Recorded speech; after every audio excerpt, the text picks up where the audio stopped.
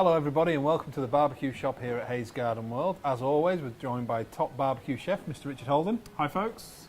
And in this video we're going to be doing a pork chop with a chili and garlic cream sauce. So we've got our very large pork chops here. First thing that I've done is just to score the rind on the outside, and I just do this so that when they go into the griddle, they don't curl up on one side and then we don't get that even caramelization. So just scoring them with either a pair of scissors or a sharp knife just helps them to stay nice and flat. First thing I'm going to do is just to season these with some salt and pepper. Could you mix the dry ingredients that are in the dish? So in that dish we have some plain flour, some garlic salt and some chili powder. And that's going to act as a bit of a breading coating for our pork chops. Season with the pepper, and then I'll just turn these over. Do the same on the second side, and then what we'll do is we'll flour them in that mixture. If you wanted it a little bit spicier, you could add a bit more chili, but we've gone with about a tablespoon. So a little bit of salt on the second side. I'm just using Holden sea salt here, nice sea flakes, just for that mild texture and that taste, and the minerals from the sea just bringing out different flavours in the pork as well. Good quality pork has really great flavour, so make sure that you check out your local butcher and get some nice pork. And then, if I give you those, that'd be awesome. And then all we're going to do with this is just dredge that over. I'm not going to go too heavy. Just make sure you get a nice coating on there. And then we'll turn over. And we are going to keep our remaining flour as well. Do it from a height and you get a nice even distribution. It's almost like a Christmas dish, this. Looks like snow. Right. Okay, so what we'll do now is just tumble these over a little bit, a few times, just to knock off any excess flour, but also to get a nice even coating on our pork chops. And then we are ready, I think, to head to the grill. Barbecue is set up for an even direct heat. It's on medium, but we've still got the 250 on the needle. We've got our GBS Gourmet Barbecue System griddle plate in the insert. A little bit of oil just gets drizzled into there. And then it's pork chop time.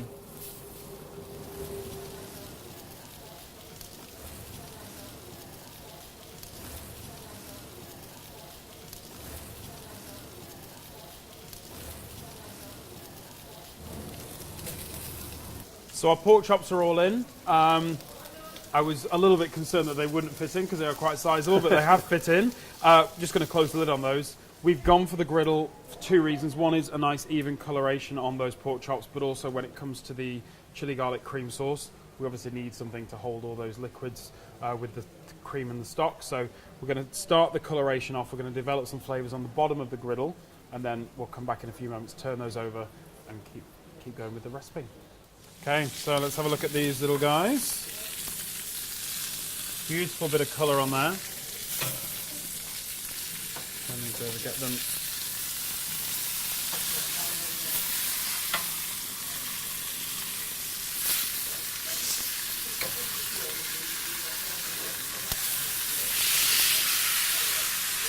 You can see the fat that's just rendered out of the rind.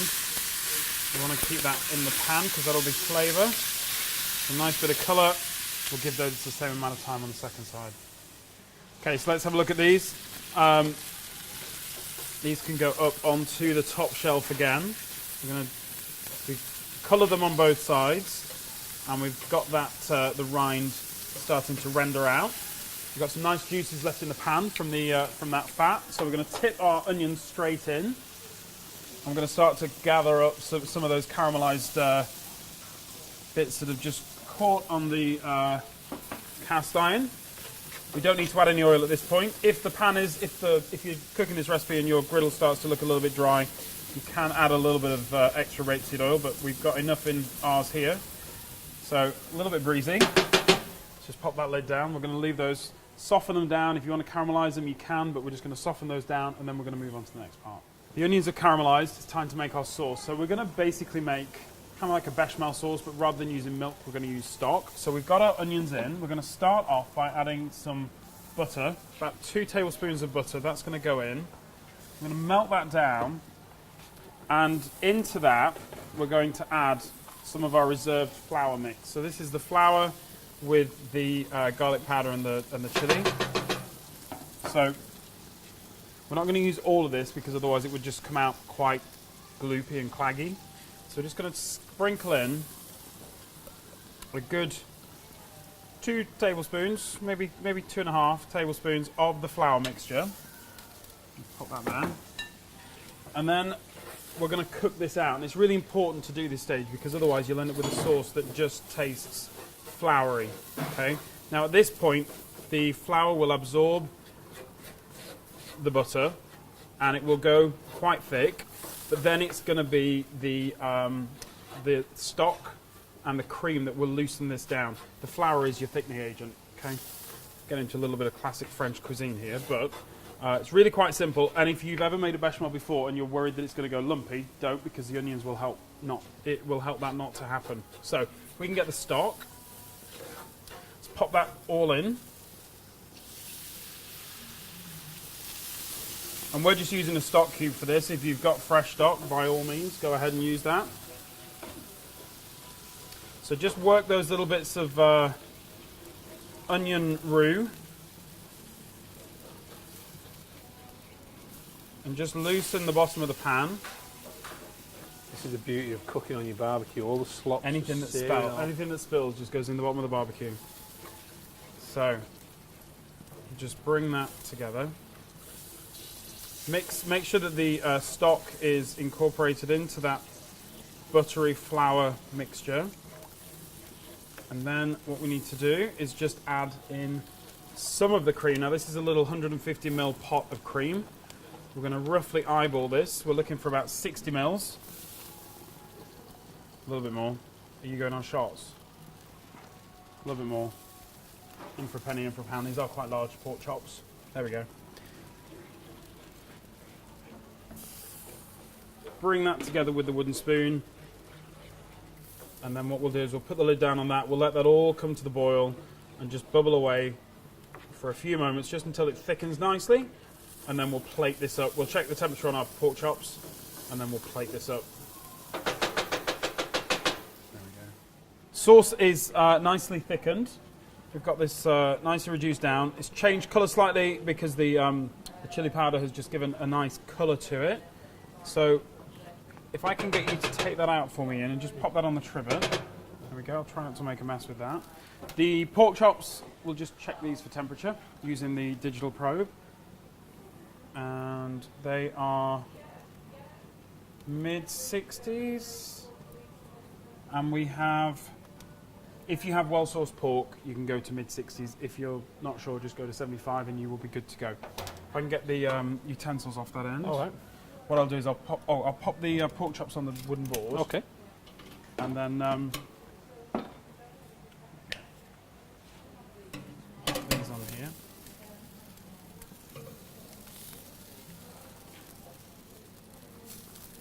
There we go. Now normally you would, again, as we always say, normally you'd let these rest.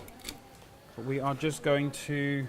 They look good. They do look really good. They've got a beautiful colour on them. The flour really helps that to happen. So what we're going to do is we're just going to place one on there and then just take a little bit of our sauce.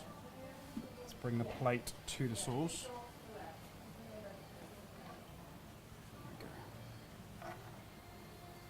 The fat's rendered really nicely. There we go. Let's just use that. There we go. And then the last thing, just take a little bit of this parsley, roughly chop it through. And then sprinkle. Doesn't help with the wind blowing. It doesn't help with the wind blowing, no, because it kind of just wants to go. You kind of, if you've got a breeze, you have to come back a little bit and just hope that it floats into the right place. So that's our pork chop with our chili and garlic creamy sauce. If you want to find out the information about this recipe, visit the website hayesgardenworld.co.uk or pop in store, see the team in the barbecue shop. They'll talk you through all the equipment we've used, the barbecue, the plate, the griddle, even the knives. Yes, the new acquisition, finally. I'll wait for Richard to try a bit, see if it tastes all right. It's never going to taste horrible. You like that? The garlic and the cream work really well together. A little bit of onion in there as well. If you want, it's not too hot on the chili. If you want more heat, you can try it like we've done it to begin with, and then next time you can raise it up a little bit. Got a nice little bit of warmth though in the back of the dish. So all that's left for us to see is, say see you next time. Catch you then.